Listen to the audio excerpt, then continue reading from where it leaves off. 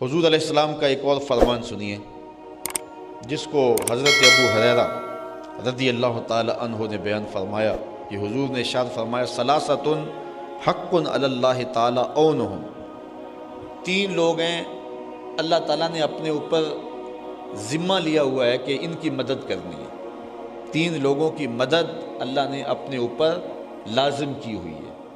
وہ تین لوگ کون سے؟ المجاہد فی سبیل اللہ، جو مجاہد اللہ کے راستے میں چلتا ہے اللہ تعالیٰ اپنے ذمہ کرم پہ اس کی مدد لے لیتا ہے، اس کی مدد اللہ کے ذمہ کرم پہ۔ دوسرا والمکاتب الذی یرید الادا، وہ غلام کہ جو اپنے آقا سے طے کر لے کہ میں زرے کتابت دے دیتا ہوں، تجھے پیسے دے دیتا ہوں تو تو مجھے آزاد کر دے، اور وہ کمائی کرے، محنت کرے، اللہ اس کے رزق میں برکت ڈالے گا کہ وہ اپنے مالک کو دے کر کے اپنی آزادی چاہے۔ اور تیسرا شخص والناکح الذی یرید العفاف، وہ نکاح کرنے والا شادی شدہ شخص جو ارادہ کرے کہ اے اللہ میرا نکاح ہو گیا ہے، میں اپنی پاک دامنی پہ حرف نہیں آنے دوں گا، اپنی نظر کو بھٹکنے نہیں دوں گا، خیال کو بہکنے نہیں دوں گا، تو اگر وہ ارادہ کر لے تو اللہ تعالیٰ اس کی مدد فرماتا ہے اور اس کے لیے اس امر کو آسان فرما دیتا ہے۔ حضرت ابن عمر رضی اللہ تعالیٰ عنہ سے ایک اور روایت ہے، کہتے ہیں ثلاثۃ علی کثبان المسک یوم القیامہ یغبطہم الاولون والآخرون، تین لوگ ایسے ہیں قیامت کے دن کستوری کے ٹبے پہ بیٹھے ہوں گے، کستوری کا ایک بہت بڑا ڈھیر ہوگا، اس کے اوپر بیٹھے ہوں گے اور ان کو دیکھ کر جو گزرے ہوئے ہوں گے وہ بھی رشک کریں گے، جو بعد میں آنے والے ہوں گے وہ بھی رشک کریں گے۔ یہ کون خوش نصیب لوگ ہیں کہ یہاں بیٹھے ہوئے ہیں؟ وہ شخص کون ہے؟ عبد ادى حق اللہ و حق موالی ہے، وہ غلام جس نے اپنے آقا کا بھی حق ادا کیا اور جس نے اپنے اللہ کا بھی حق ادا کیا۔ اللہ اکبر، دونوں کے حق ادا۔ حضرت رابعہ بصریہ کی مثال ہمارے سامنے ہے، سارا دن اپنے مالک کی خدمت کرتی تھی اور رات ہو جاتی تو مصلی بچھا کے کہتی وہ میرا مجازی مالک تھا، اب میں حقیقی مالک کے حضور آنے لگی، ساری رات مصلی پہ گزارتی تھی، اور اللہ نے وہ درجہ عطا کیا حضرت رابعہ بصریہ سلام اللہ علیہا کو کہ قیامت تک آنے والی عورتیں ان کے اس مقدر پہ ناز کرتی۔ اللہ اکبر، تیری غلامی پہ آزادیاں قربان۔ ایک شخص وہ وَرَجُلٌ يَؤُمُّ قَوْمًا وَهُمْ بِهِ رَاضُونَ، اور وہ آدمی جو کسی قوم کی امامت کرتا ہے اور لوگ اس پہ راضی بھی ہیں، خوش بھی ہیں۔ امامت دو طرح کی ہوتی ہے، ایک امامت صغرا، ایک امامت کبرا۔ یہ جو مصلی کی امامت ہے یہ امامت صغرا ہے، چھوٹی امامت، اور یہ جو تخت و تاج ہے، حکومت ہے، یہ امامت کبرا ہے، یہ بات ذہن میں رکھیں۔ تو یہ بھی امامت ہے اور وہ بھی امامت ہے، تو وہ بھی امام ہوگا جو ملک کا سربراہ ہوگا، اور جو مصلی کے اوپر بیٹھتا ہے وہ بھی امام ہوگا۔ ان سے دونوں مراد ہیں۔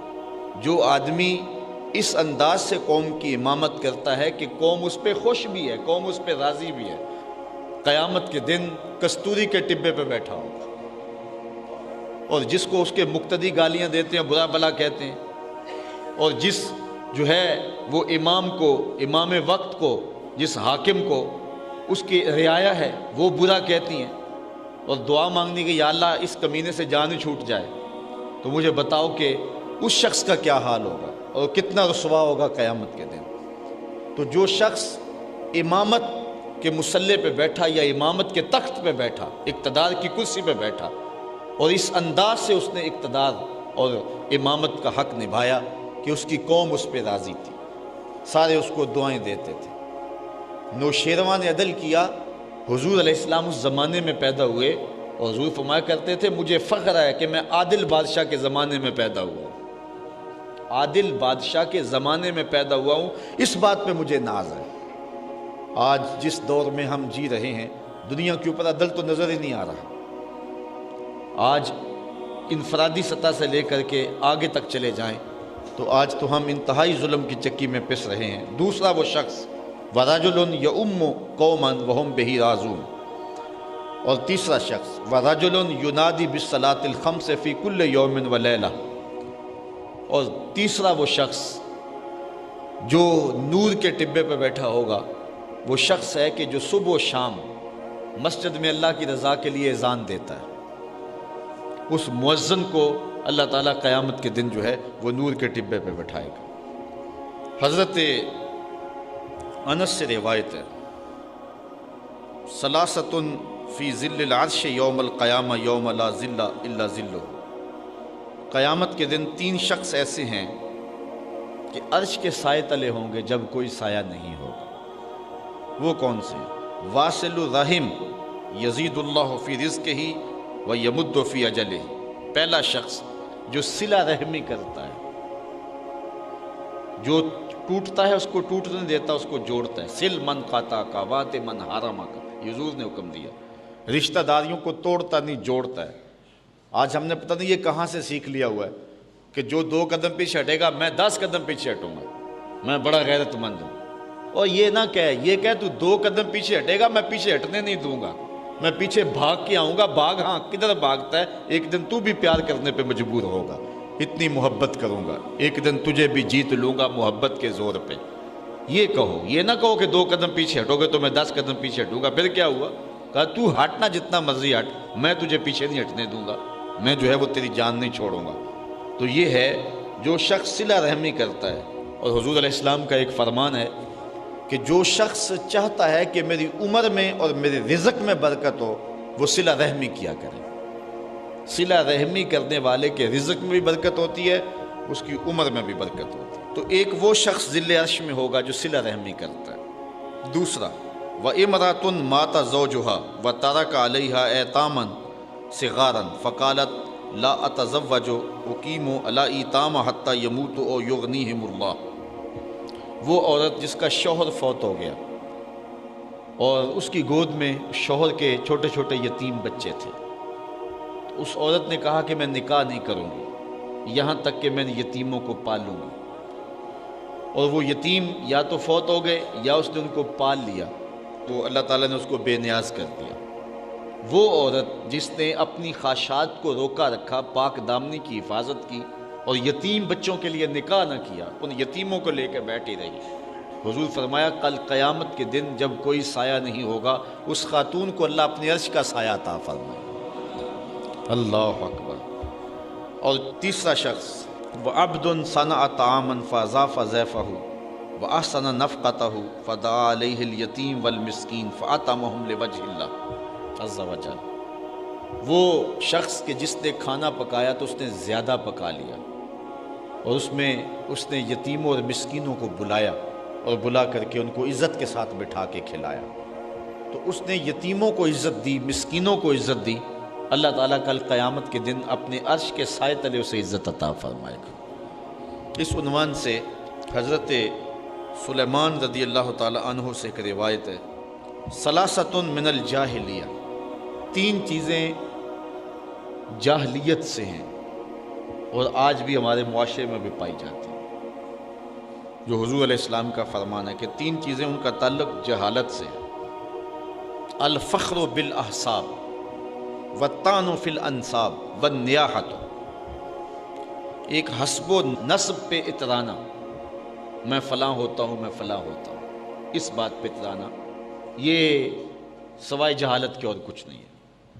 اور دوسرا والطعن فی الانساب، نسب میں کسی کو طعنہ زنی کرنا کہ تو چھوٹے باپ کا بیٹا ہے. آج کل ہمارے دیہاتوں میں، شہروں میں، بستیوں میں امیر غریب کی تقسیم، چودھری کمی کی تقسیم، یہ ساری جو تقسیمات ہیں یہ جہالت کی پیداوار ہے. اسلام ان کی حوصلہ شک نہیں کرتا ہے. حضور نے حجۃ الوداع کے موقع پہ جو منشور انسانیت دیا اس میں واضح بیان کر دیا کہ کسی گورے کو کالے پر، کسی کالے کو گورے پر، عربی کو اجمی پر، اجمی کو عربی پر کوئی فضیلت نہیں. ان اکرمکم عند اللہ اتقاکم. لیکن لوگ برادریوں پہ نازاں ہیں، خاندانوں پہ نازاں، حالانکہ یہ برادریاں اور خاندان جو ہیں یہ تعارف کے لیے ہیں، یہ تفاخر کے لیے نہیں ہے. لیکن لوگوں نے اس کو جو ہے وہ فخر کے طور پہ لیا ہوا، اور کچھ لوگوں کو ان کے خاندانوں کی وجہ سے طعن و تشنیع کرتے ہیں کہ یہ چھوٹے اور نیچ خاندان کا ہے. حضور نے فرمایا یہ جہالت ہے. اور یہ 3 چیزیں جو ہیں جہالت سے ہیں. پہلی چیز الفخر بالاحساب، اپنے حسب پر فخر کرنا، اور دوسرا وطان فی الانصاب، جو ہے وہ نسب کے اندر تانا زنی کرنا۔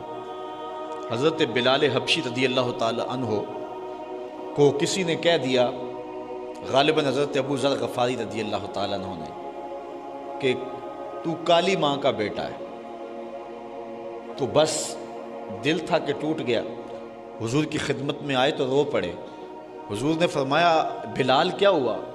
عرض کی حضور آج مجھے اس معاشرے میں بھی تانا دیا گیا، میں جس گند اور غلاظت سے نکل کے آیا تھا وہاں تو تھی ذلت، لیکن یہاں تو اسلام نے مجھے عزت دی، لیکن آج یہاں بھی میں پریشان ہوا ہوں کہ مجھے کہا گیا ہے کہ تو کالی ماں کا بیٹا ہے۔